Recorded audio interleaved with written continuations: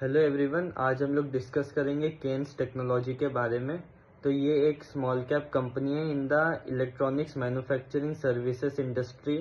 ये प्राइमरीली जो भी इलेक्ट्रॉनिक प्रोडक्ट्स होते हैं, जैसे कि आपके गाड़ियों में यूज़ होने वाले स्मार्ट मीटर्स हो गए, फिर एलईडी लाइट्स हो गए, फिर रेलवेज में यूज़ होने वाले जो एडवांस्ड ब्रेकिंग सिस्टम्स हैं जो कि लोकोमोटिव्स में यूज़ होते हैं, वो सब चीज़ें ये लोग मैन्युफैक्चर करते हैं।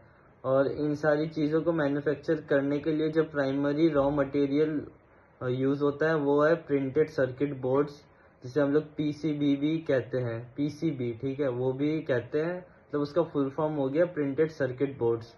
तो प्रिंटेड सर्किट बोर्ड्स को मैन्युफैक्चर करने के लिए भी इन्होंने एक मैन्युफैक्चरिंग प्लांट सेटअप कर लिया है, जो कि अभी रिसेंटली ही ऑपरेशनल होना स्टार्ट हुआ है। उसका फेज 1 जो है ना, वो अभी ऑपरेशनल होना स्टार्ट हुआ है FY26 के एंड में। और एक और इन्होंने साथ में ही मैन्युफैक्चरिंग प्लांट का ऑपरेशन स्टार्ट करा था, जो कि सेमीकंडक्टर्स को असेंबल और ट्रेन करने के लिए वो काम आता है। और ये भी ज़रूरी है क्योंकि ये जो सेमीकंडक्टर्स है ये भी फाइनल प्रोडक्ट्स में यूज़ होता है, मतलब एक तरह का रॉ मटेरियल ही है।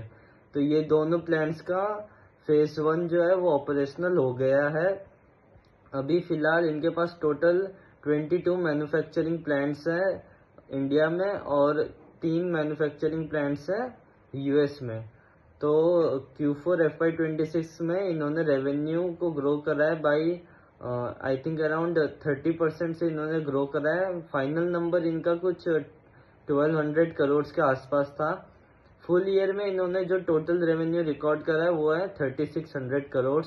और इस बार जो है केन्स का जो स्टॉक है वो लोअर सर्किट में लॉक हो गया था, क्योंकि इनका जो फुल ईयर रेवेन्यू गाइडेंस था वो ये लोग मीट नहीं कर पाए थे।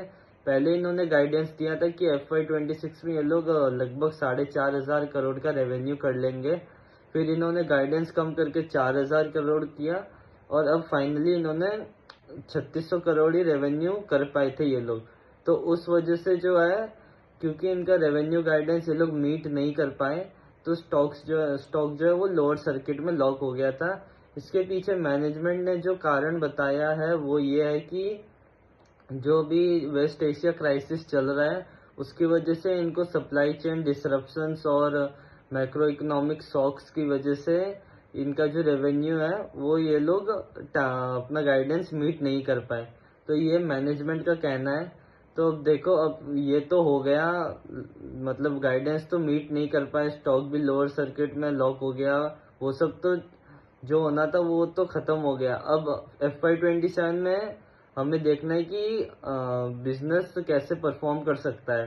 तो सबसे पहली बात तो ये है कि जो भी इन्होंने नए मैन्युफैक्चरिंग प्लांट्स सेटअप करे थे वो ऑपरेशनल हो गए, तो उसका रेवेन्यू हमें FY27 में देखने को मिलेगा। उसके अलावा जो भी ये लोग इनका हाई मार्जिन सेगमेंट है उस पर ये लोग ज़्यादा फोकस कर रहे हैं, जैसे कि इनका जो मेडिकल सेगमेंट है, मतलब मेडिकल हेल्थ केयर इंडस्ट्री के लिए जो भी इक्विपमेंट्स ये लोग बनाते हैं वो इनका हाई मार्जिन सेगमेंट है। तो ये लोग कह रहे हैं कि FY27 में इस पर भी हम लोग ज़्यादा फोकस करेंगे, तो उससे हमें मार्जिन इम्प्रूवमेंट देखने को मिलेगा।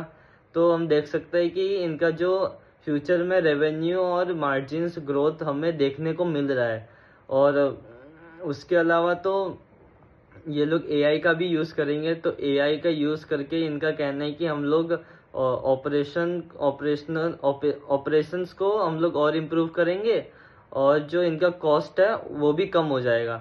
तो इन सब कारणों की वजह से FY27 में हमें रेवेन्यू और मार्जिन्स ग्रोथ देखने को मिल सकता है। इनका गाइडेंस है कि ये लोग जो इंडस्ट्री ग्रोथ रेट है उससे डबल रेट में ये लोग ग्रो करेंगे, जो कि इनका Indian EMS industry growth rate है उससे डबल रेट में ये लोग ग्रो करेंगे, ऐसा इनका कहना है।